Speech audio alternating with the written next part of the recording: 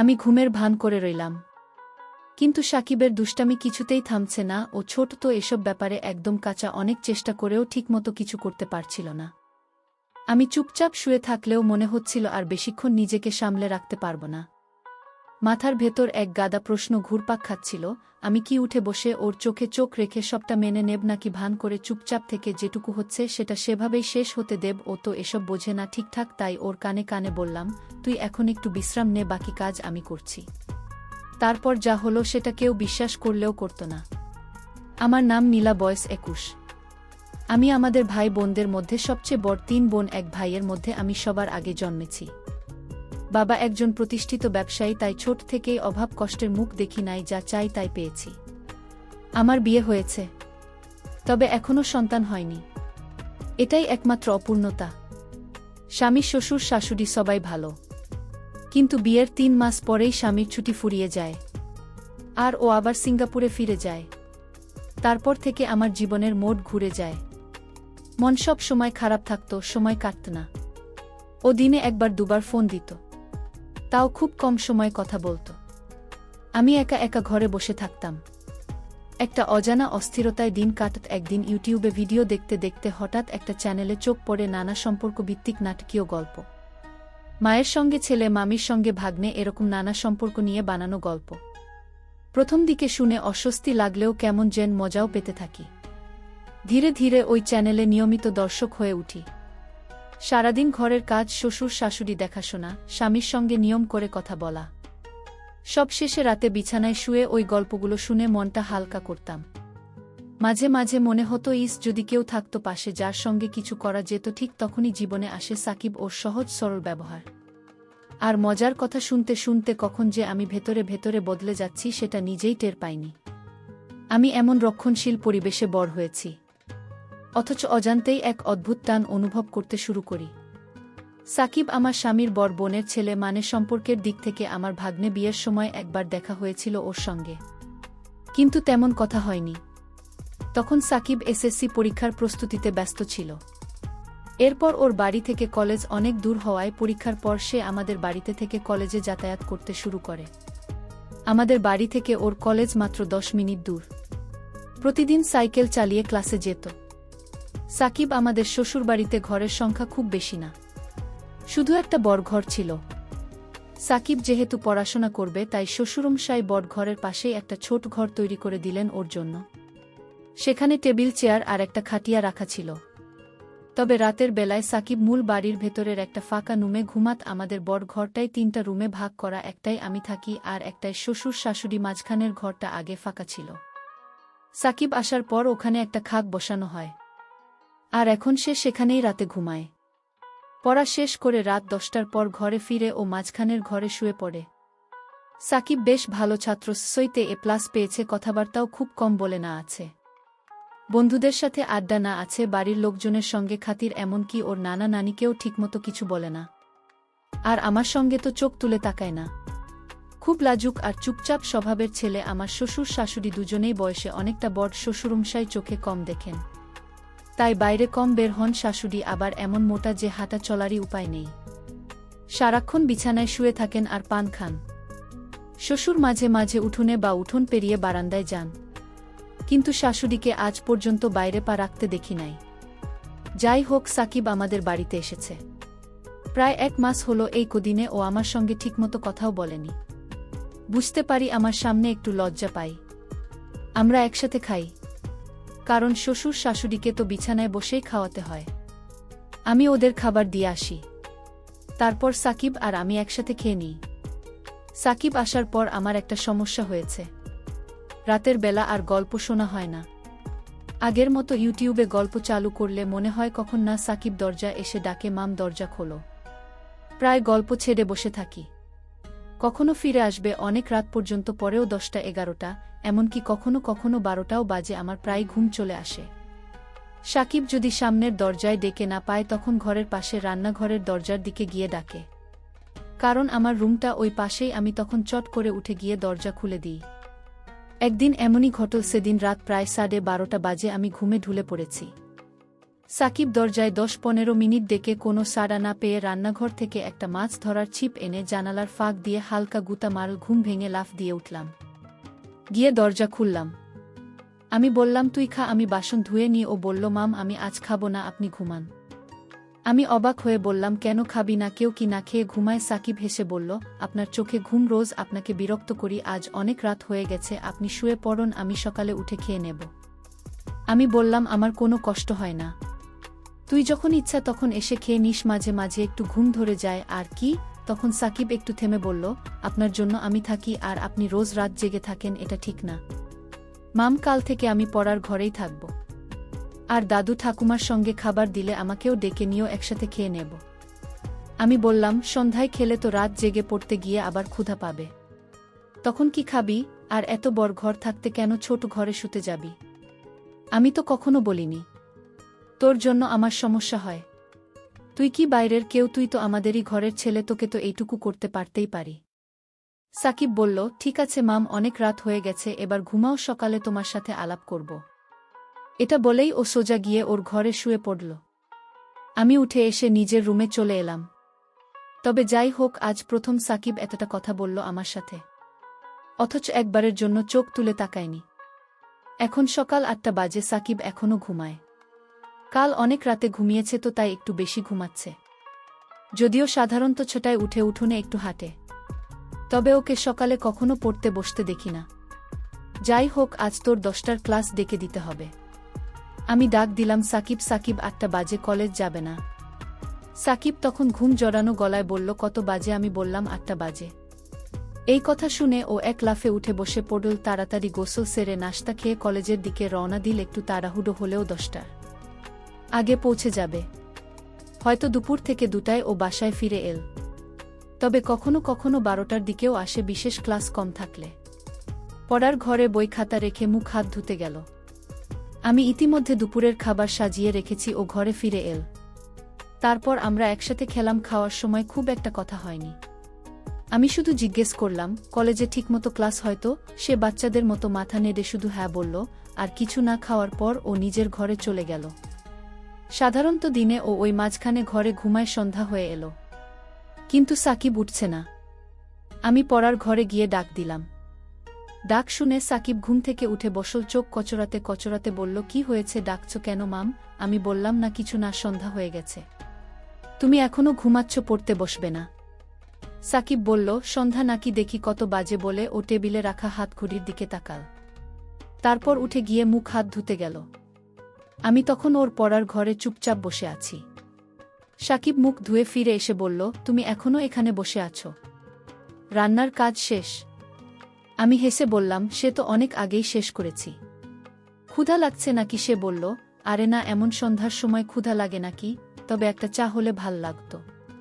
আমি বললাম চা পাতা মনে হয় শেষ হয়ে গেছে, কালকে এনে দেব। সে বলল ঠিক আছে, তারপর বলল এখন যাও, আমি পড়তে বসব। আমি বললাম আচ্ছা বাবা, ভালো করে মনোযোগ দিয়ে পড়ো বলেই আমি বর ঘরে চলে এলাম। ঘণ্টা 2 পরে শ্বশুর শাশুড়িকে রাতের খাবার দিলাম। তারা খাচ্ছেন, আমি পাশে বসে আছি। হঠাৎ শ্বশুর বললেন বৌমা, সাকিব ঠিকমতো পড়াশোনা করছে তো, তুমি একটু খেয়াল রেখো।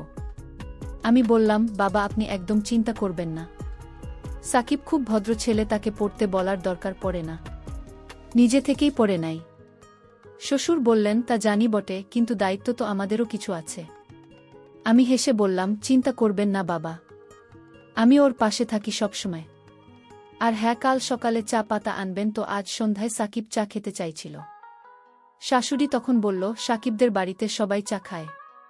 আমিও ভাবছিলাম তোমাকে বলবো, কিন্তু বলার কথা ভুলেই গেছি। আর তোমার শ্বশুরের দরকার নেই বাজারে যাওয়ার, এখন থেকে যা লাগবে সাকিবকে দিয়ে আনাবে, আমি সকালে ওকে বলে দেব।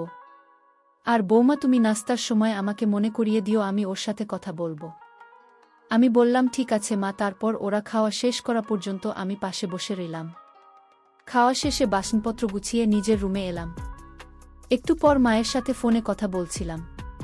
কথায় কথায় রাত 10টা বেজে গেল। ভাবলাম দেখি সাকিব কি করছে। দরজা খুলে পড়ার ঘরের কাছে গেলাম। কাছে যেতেই ওর পড়ার আওয়াজ পেলাম। ওর মনোযোগ নষ্ট না হয় এই ভেবে আর ঢুকলাম না।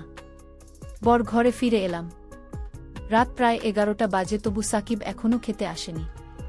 আমি একা একা জেগে আছি, পড়ার ঘরে যাব কিন্তু সাহস পাচ্ছি না। অন্ধকারে ভীষণ ভয় পাই, তার বাইরে না গিয়ে জানালা খুলে চুপচাপ বসে থাকলাম। অপেক্ষা করতে করতে কখন যে 12:30 গেল টেরই পেলাম না। তারপর কখন যে ঘুমিয়ে পড়েছি নিজেও জানি না। সকালে উঠে শাশুড়িকে জিজ্ঞেস করলাম, মা সাকিব রাতে ঘরে আসেনি? শাশুড়ি বলল, না রে বৌমা, কেন, কি হয়েছে? আমি বললাম, না কিছু না মা, বর ঘরে আসেনি, পড়ার ঘরে ঘুমিয়েছে। মনে হয় আমি অনেক রাত পর্যন্ত অপেক্ষা করছিলাম, তারপর কখন যে ঘুমিয়ে গেছি। শাশুড়ি অবাক হয়ে বলল, কি বলো, ও পড়ার ঘরে ঘুমাবে কেন? এই ঘরে ওর কি সমস্যা? আমি বললাম, জানি না মা, সারাক্ষণই তোর খেয়াল রাখি, আমার মনে হয় ও আমাকে লজ্জা পায়। শাশুড়ি বলল, লজ্জা পাবে কেন? তুমি তো ওকে কত যত্ন করো, আমি নিজেই দেখি তুমি কেমন খাচ্ছ, কেমন মায়া করো। সাকিব তো আমাদেরই ছেলে, লেখাপড়া করবে, কিছু লাগলে তোমাকে বলবে, না হলে আমাদের বলবে, তুমি তো আমার লক্ষ্মী বৌমা, সব দায়িত্ব নিজের কাঁধে নিয়েছ। তারপর বলল, চলো ডাকো ওকে, কলেজে যাওয়ার সময় হয়ে যাচ্ছে। আমি বললাম, ঠিক আছে মা, কদিন যাক, লজ্জায় এমনি চলে যাবে। ঘড়ি দেখে দেখি 8টার বেশি বাজে। আমি সরাসরি সাকিবের পড়ার ঘরে গেলাম। দরজা এখনো বন্ধ, তার মানে এখনো ঘুমাচ্ছে। আমি দরজায় টোকা দিলাম, সাকিব সাকিব বারবার ডেকেও কোনো সাড়া নেই। অনেকক্ষণ ধরে ডাকছি, তাও কোনো শব্দ নেই। ঘরটায় আবার জানালাও নেই যে পাশ দিয়ে কিছু বলা যাবে। পড়ার ঘরটায় একটাই দরজা, জানালাও নেই। জোরে জোরে দরজায় থাপ্পড় মারতে লাগলাম। প্রায় 15-20 মিনিট ডাকাডাকির পর সাকিব দরজা খুলল, কিন্তু কিছু না বলেই আবার বিছানায় শুয়ে পড়ল। আমি ঘরে ঢুকে ওর মাথায় হাত রাখতেই বুঝলাম ওর শরীরে জ্বর, শরীরটা যেন পুড়ে যাচ্ছে। তড়িঘড়ি করে বর ঘরে গিয়ে শাশুড়িকে বললাম। শাশুড়ি চলতে পারেন না, বললেন, বৌমা ভেজা কাপড়ে শরীরটা মুছে দাও, কপালে জলপট্টি দাও। আমি তৎক্ষণাৎ পানি এনে ও শরীর মুছে দিলাম, কপালে জলপট্টি দিলাম। প্রায় 1 ঘন্টা পাশে বসে থাকলাম। ধীরে ধীরে সাকিব চোখ খুলল, ওকে ধরে বসালাম। সাকিব বলল, রাতে জ্বরের সময় তোমাকে ডাকতে গিয়েছিলাম, কিন্তু তুমি ঘুমিয়ে গেছো দেখে আর ডাকিনি। আমি বললাম, এটা কোনো কথা হলো? তুমি অসুস্থ, আমাকে জোরে ডাকতে, জানালায় ধাক্কা দিতে পারতে, দরজায় লাথি মারতে, একা একা কষ্ট পেয়ে থেকেছ কেন? কিছুক্ষণ চুপ করে রইল, তারপর উঠে হাত মুখ ধুয়ে বর ঘরে গেল। আমি ওর জন্য নাশতা নিয়ে এলাম। নাশতা করতে করতে জ্বর কিছুটা কমল, শরীর ঠিক ছিল না, তাই ও আজ কলেজে গেল না, বাড়িতেই হাঁটাহাঁটি করছিল। আমি রান্না করছিলাম, হঠাৎ দেখি সাকিব পেছনে দাঁড়িয়ে। আমি বললাম, কি ব্যাপার, রান্না শিখবে নাকি? সাকিব হেসে বলল, না, ভাবছিলাম তুমি একা একা কত কাজ করো, সবাইকে কত খেয়াল রাখো, সত্যি তুমি খুব ভাল। জানো কেন যে তোমার সাথে এতদিন কথা বলেনি? আসলে তোমাকে লজ্জা পেতাম, মেয়েদের সামনে সহজ হতে পারি না। আমি বললাম, মেয়েরা কি বাঘ ভালুক যে দূরে থাকবে? সাকিব হেসে বলল, তুমিও দেখি কলেজের মেয়েদের মতো কথা বলো। আমি বললাম, তোমার কলেজে কি কোনো মেয়ে বন্ধু আছে? সে বলল, একটা মেয়ে গায়ে পড়ে কথা বলে, খুব বিরক্তিকর, নামও জানি না, আর জানতেও চাই না। গায়ে পড়ে কথা বললে আমার রাগ হয়। আমি হেসে বললাম, তাহলে তো আমাকেও পছন্দ করো না? আমিও তো তোমার সাথে গায়ে পড়ে কথা বলি। সাকিব একদমে বলল, তুমি আমার আপন মানুষ, তুমি চাইলে যত খুশি কথা বলতে পারো, বরং তোমার সঙ্গে কথা না বলে আমি ভুল করেছি। সাকিব বলল, তোমার জায়গায় অন্য কেউ হলে এতটা খেয়াল রাখতো না, তুমি সত্যিই খুব ভালো। আমি হেসে বললাম, হয়েছে, আর হাওয়া দিতে হবে না, এবার যাও, মাকে ফোন দাও। ও বলল, আমি বলিনি, কিন্তু নানি জানে। আমি বললাম, এই নানিকে নিয়ে আর পারি না। সব কিছুতেই বাড়াবাড়ি করে সাকিব রুমে চলে গেল। আমি রান্না শেষে গোসল সেরে শ্বশুর শাশুড়িকে খাওয়ালাম। তারপর সাকিবের সাথে খেয়ে দেখি সে আবার পড়ার ঘরে গেছে। আমি গিয়ে বললাম, এই ঘরে ঘুমাইজো না, বর ঘরে এসো। আবার অসুস্থ হলে কি হবে? সাকিব আমার কথা শুনে বর ঘরে এল। আমি বললাম, তুমি চাইলে আমার রুমে ঘুমাও, আমি ঘুমাই না। দুপুরে সে আমার রুমে গিয়ে শুয়ে পড়ল। এদিকে শাশুড়ি পান খেতে গিয়ে চুলের কৌটা খুঁজে পাচ্ছিলেন না। বুটা দিতে গিয়ে বললেন, সাকিব কোথায়? আমি বললাম, আমার রুম-এ ঘুমাচ্ছে, ও পড়ার ঘরে শুয়েছিল, কিন্তু শরীর খারাপ হতে পারে ভেবে আমি নিয়ে এসেছি। শাশুড়ি বললেন, ভালো করেছ, মাঝের ঘরটা ভালো না। সাকিবকে বলো পড়া শেষ করে এখন থেকে তোমার সাথে ঘুমাক, তুমি তো তার যত্ন করছো, সে শুনবে।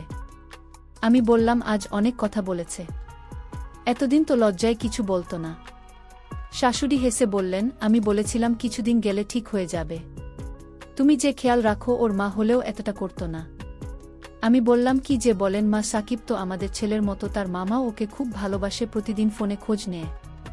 শাশুড়ি চোখে জল এনে বললেন, তোর মতো বউ পাওয়া ভাগ্যের ব্যাপার। আমি হেসে চলে এলাম রুমে, দেখি সাকিব ঘুমায়নি, মোবাইলে গেম খেলছে। আমি বললাম, গেমস বন্ধ করো, রাতে ঘুম করনি, এখন ঘুমাও। সাকিব বলল, তুমি ঘুমাবে না? আমি বললাম, না, ঘুমালেও তোমার পেছনে শুয়ে পড়ব।